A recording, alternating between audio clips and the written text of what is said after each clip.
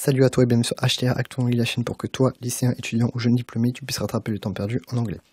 Je te retrouve aujourd'hui dans une nouvelle vidéo dans laquelle on va voir rapidement dans quel cas utiliser like, dans quel cas utiliser as pour traduire comme.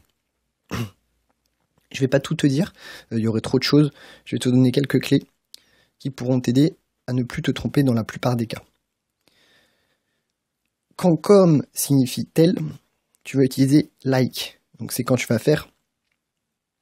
Moi ce que je fais c'est que je pense toujours à look like. Look like ça veut dire ressembler à justement. Du coup, là on utilise like parce qu'il y a une sorte de comparaison, tu vois. Donc, dans ce cas-là, tu vas utiliser like. Il pense comme eux, he thinks like them. Ensuite, tu vas avoir plusieurs autres cas et à chaque fois ce sera as. Donc il y en a d'autres, mais moi je t'en ai mis deux. Retiens déjà ça, ce sera déjà très bien. Quand comme signifie puisque, étant donné que, tu vas utiliser as. Comme il avait déjà vu le film, il resta à la maison.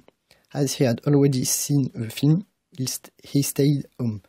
Là, tu vas pas utiliser like, parce que t'as pas de comparaison, si tu veux. Alors, je dis pas que tu vas utiliser like pour traduire comme, uniquement quand on a une comparaison. C'est pas ça que je dis.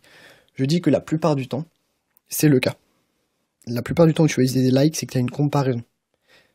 Et moi, c'est ce que je retiens avec he looks like, par exemple. Un autre exemple, quand comme signifie en qualité de, en tant que, tu vas utiliser as également. Elle travaillait comme infirmière dans un hôpital. She worked as a nurse in a hospital.